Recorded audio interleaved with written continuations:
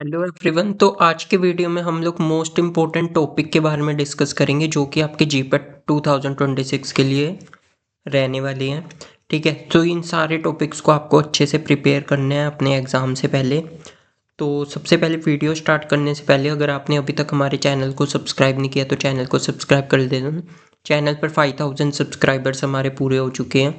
तो चैनल पे जाके आप लोग डिफरेंट वीडियोस देख सकते हैं जिससे आपको हेल्प मिलेगी कोई भी फार्मा कॉम्पिटिटिव एग्ज़ाम के प्रिपेयर करने के लिए। ठीक है, तो प्लेलिस्ट सेक्शन पे जाकर आप सारी वीडियोस को चेक कर सकते हैं। एंड मैंने खुद जीपेट के एग्ज़ाम को क्वालिफाई किया तो मैं आपको अच्छे से गाइड कर सकता हूँ कि किस तरह से आपने भी एग्ज़ाम के लिए प्रिपेयर करना है। ठीक है, सो बहुत सारी वीडियोस आपकी जीपेट से रिलेटेड आपको इस चैनल पर मिलेगी। एंड अगर आपको स्टडी मटेरियल वगैरह चाहिए तो वो भी आपको सब कुछ बिल्कुल ही लिमिटेड प्राइस में मिलेगी। व्हाट्सएप नंबर का लिंक भी मैं आपको डिस्क्रिप्शन में या फिर कमेंट बॉक्स में प्रोवाइड करा दूंगा, तो वहाँ से आपका कोई भी डाउट है तो वो आप मेरे से पूछ सकते हैं। एंड अगर स्टडी मटेरियल वगैरह चाहिए तो वो भी आप लोग परचेज़ कर सकते हैं।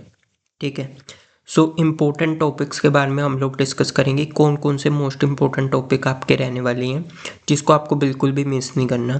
एंड इससे हर साल एग्ज़ाम में क्वेश्चन पूछे जाते हैं, तो जो भी प्रीवियस ईयर क्वेश्चन पेपर है उसको एनालाइज करके मैंने ये सारे इंपॉर्टेंट टॉपिक्स आपके लिए फाइंड आउट किए हैं।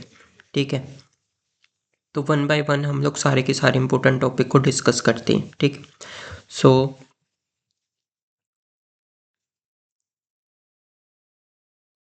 ये सारे इंपॉर्टेंट टॉपिक्स है। सबसे पहले आता है क्वालिटी कंट्रोल टेस्ट। जो भी क्वालिटी कंट्रोल के टेस्ट होते हैं उन सब के बारे में आपने पढ़ लेना है, जिसके टैबलेट कैप्सूल्स जो कि भी फार्मास्यूटिक्स में क्वालिटी कंट्रोल टेस्ट हो गए, जैसे टैबलेट हो गया, कैप्सूल्स हो गए, ठीक है, सेमी सॉलिड डोसेज फॉर्म हो गए, तो उन सब के क्वालिटी कंट्रोल टेस्ट आपने पढ़ लेना है। जैसे कि फ्राइएबिलिटी डिसइंटीग्रेशन टेस्ट, तो फ्राइएबिलिटी की क्या लिमिट रहती है, डिसइंटीग्रेशन टेस्ट यानी कि शुगर कोट टैबलेट के लिए कितना डिसइंटीग्रेशन टाइम होता है। ठीक है, एंड फ्राइएबिलिटी होगी, वेट वेरिएशन की क्या लिमिट है, तो वो सारी चीज़ें आपको अच्छे से पढ़ लेनी है। उसके बाद आता है पोसोलॉजी। पोसोलॉजी में आपकी जो डोज कैलकुलेशन वगैरह से क्वेश्चंस आपके आते हैं। तो ये जितने भी टॉपिक्स हैं इससे कम से कम आपको 50 एमसीक्यूज आपको प्रैक्टिस कर लेनी है। इसके लिए आप लोग सिंपली यूट्यूब पर जाकर भी सर्च कर सकते हैं, कोई भी टॉपिक सर्च कर सकते हैं एंड उसकी एक वन शॉट वीडियो देख सकते हैं जिससे आपके कंसेप्ट क्लियर होगा। एंड उसके बाद उसके एमसीक्यू प्रैक्टिस कर सकते हैं, या फिर जो मैंने आपको स्टडी मटेरियल बताया वहाँ पर ये सारे टॉपिक्स आपके दे रखे होंगे एंड उसके कंप्लीट नोट्स आपको मिलेंगे, तो वो स्टडी मटेरियल से भी आप लोग इन टॉपिक्स को प्रिपेयर कर सकते हैं।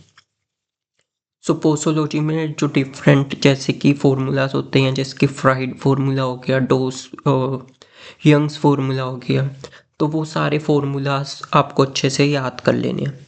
ठीक है, एंड उससे जो है न्यूमेरिकल भी आ सकता है, तो वो भी आपने अच्छे से उसकी प्रैक्टिस कर लेनी है।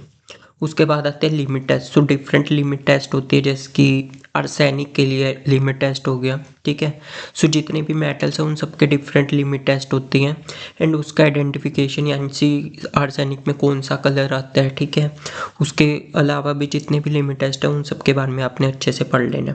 ठीक है, लिमिट टेस्ट से भी एक ना एक क्वेश्चन, इनऑर्गेनिक केमिस्ट्री का एक ना एक क्वेश्चन आपको देखने को मिलेगा। उसके बाद है कॉस्मेटिक्स।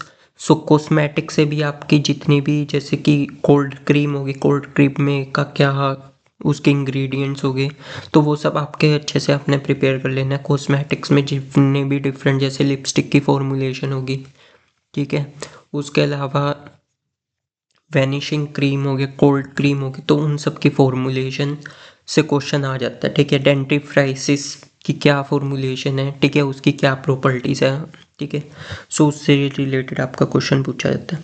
उसके बाद आगे बायोफार्मास्यूटिक्स। बायोफार्मास्यूटिक्स में जितनी भी फॉर्मूलाज हो गए वो सब आपको अच्छे से तैयार कर लेनी है।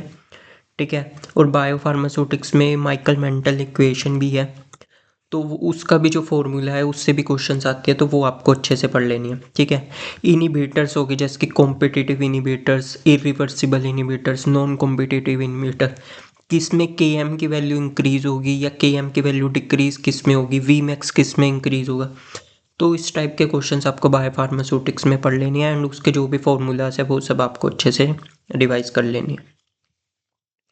उसके बाद आता है disease and drug of choice. जितनी भी डिसीज़ होगी ये फार्माकोलॉजी में आ गए, कि जितनी भी डिसीज़ होगी उसकी क्या क्या ड्रग ऑफ चॉइस है। जैसे डायरेटिक्स दे रहे हैं, एंटी डायरेटिक्स दे रहे हैं, तो उसकी ड्रग ऑफ चॉइस कौन सी है। सो जो भी मेजर क्लास है उसकी ड्रग ऑफ चॉइस आपको अच्छे से पढ़ लेनी है। एंटी हाइपरटेंसिव एजेंट है, उसकी कौन सी ड्रग ऑफ चॉइस है, ठीक है, डायरेटिक्स है या फिर कोई और। तो उन सब के बारे में आपको अच्छे से पढ़ लेना है। कोई प्रेगनेंसी है तो प्रेगनेंसी में कौन सी ड्रग ऑफ चॉइस है, वो सब आपको पढ़ लेना कि प्रेगनेंसी में कौन सी ड्रग ऑफ चॉइस हम देते हैं। या फिर कोई डिसीज़ है, ठीक है, जिसकी हाइपरटेंशन है, तो हाइपरटेंशन में अगर कोई प्रेग्नेंट वुमेन है तो उसकी ड्रग ऑफ चॉइस क्या होनी चाहिए, ठीक है। तो ये सारे कुछ इंपॉर्टेंट टॉपिक्स हैं जो कि आपको अच्छे से प्रिपेयर करनी है। उसके बाद है instrument and equation in pharmaceutics.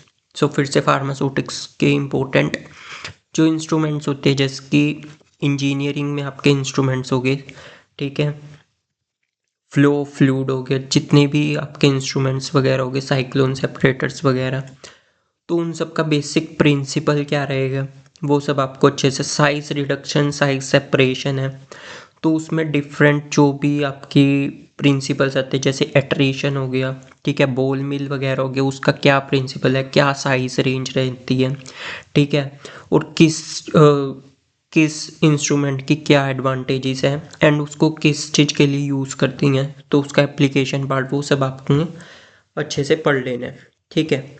उसके बाद उसकी जो भी इक्वेशंस आती है, जैसे कि लॉज वगैरह भी, उसमें रिटिंजर लॉ हो गया, हुक्स लॉ हो गया, ठीक है, तो जितने भी लॉज हो गए उसकी इक्वेशंस है वो सब भी आपको अच्छे से याद होनी चाहिए।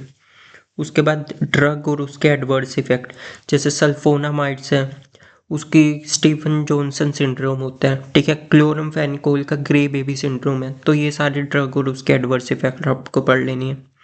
उसके बाद जितने भी शेड्यूल्स हैं, शेड्यूल्स ए से लेके जितने भी आपके शेड्यूल्स हैं उन सबको आपको ए से जेड तक सारे शेड्यूल्स आपको याद कर लेने हैं। ट्रिक के साथ आप यूट्यूब पर भी देख सकते हो या फिर मैं वीडियो बना दूंगा। जितने भी शेड्यूल्स हैं उसको आपको अच्छे से याद कर लेना, उससे बहुत सारे क्वेश्चंस आते हैं।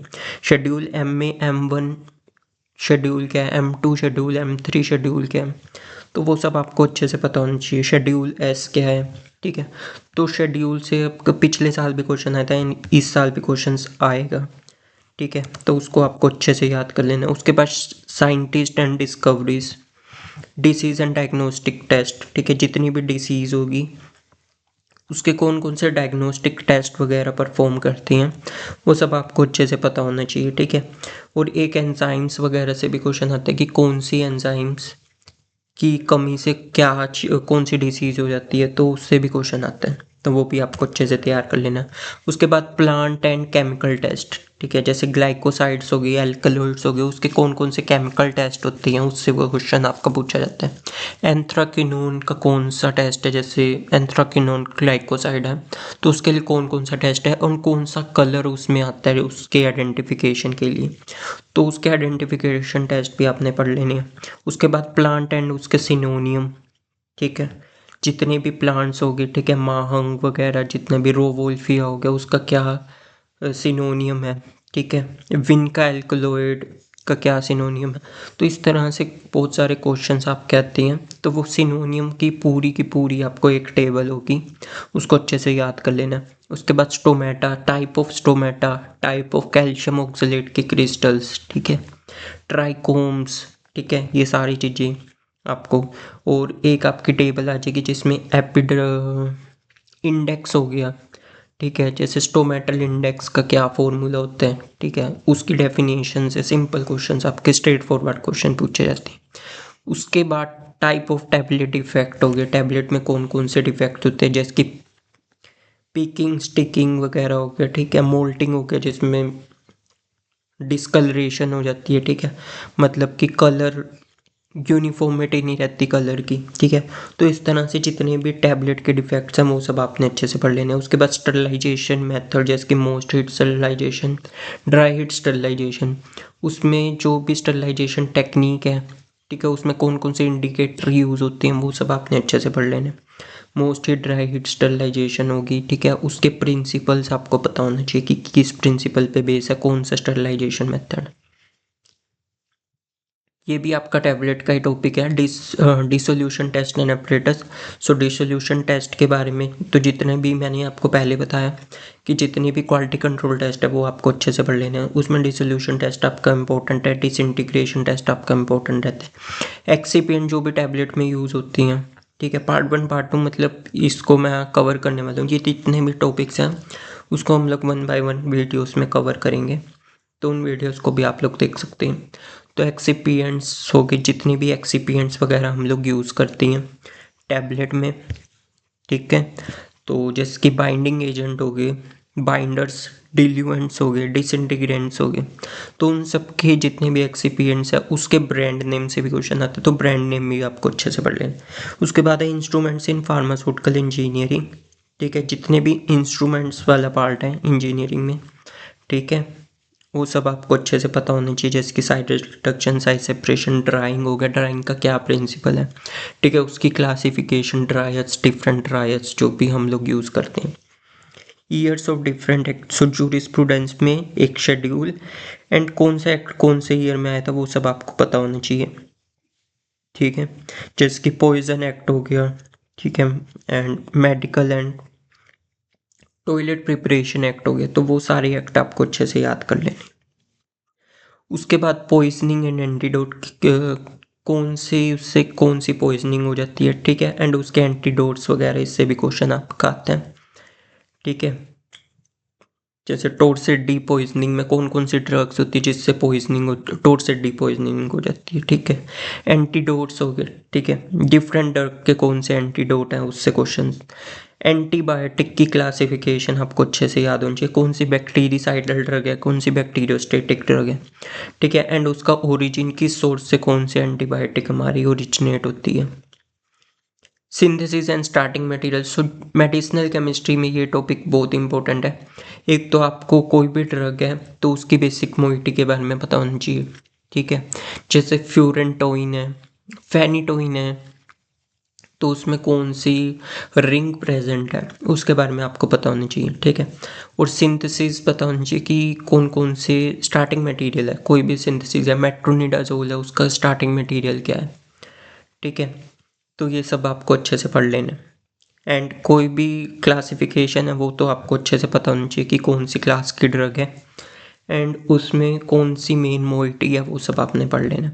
प्लांट एंड फैमिली, ठीक है, कोई भी प्लांट है उसकी क्या फैमिली रहेगी, क्या उसका बायोलॉजिकल सोर्स है, वो सब पढ़ लेना। Characteristic feature of the drug, कोई भी ड्रग है उसकी क्या फीचर्स हैं, ठीक है, उसको हम लोग क्यों यूज़ कर रहे हैं वो सब पता नहीं। पैथोफिजियोलॉजी, टर्मिनोलॉजीज, हॉर्मोन से क्वेश्चन आते हैं, ठीक है। जैसे एंटीरियर हार्मोन हो गया, एंटीरियर पिट्यूटरी हार्मोन हो गया, तो डिफरेंट हार्मोन से पिट्यूटरी हार्मोन्स हो गए, तो डिफरेंट हार्मोन्स में क्या उसकी अगर एक्सेस में हो जाएगा तो उससे क्या होता है, एंड अगर उसकी कमी हो जाएगी किसी भी हार्मोन की तो उससे कौन सी डिसीज़ होती है। एंड लास्ट में फार्माकोलॉजी क्लासिफिकेशन, ये बहुत ही ज़्यादा इंपॉर्टेंट है एंड इससे 3 से 4 क्वेश्चन भी आ सकते हैं आपके। तो फार्माकोलॉजी की क्लासिफिकेशन भी आपने अच्छे से पढ़ लेनी। सो ये थे कुछ इंपॉर्टेंट टॉपिक्स जहाँ से हर साल क्वेश्चन पूछा जाता है, तो इन सब टॉपिक्स को आपको नोट डाउन कर लेना है एंड अच्छे से प्रिपेयर कर लेना है। आई होप आपको वीडियो अच्छी लगी तो वीडियो को लाइक कर देना एंड चैनल को सब्सक्राइब कर देना। Thanks for watching this video.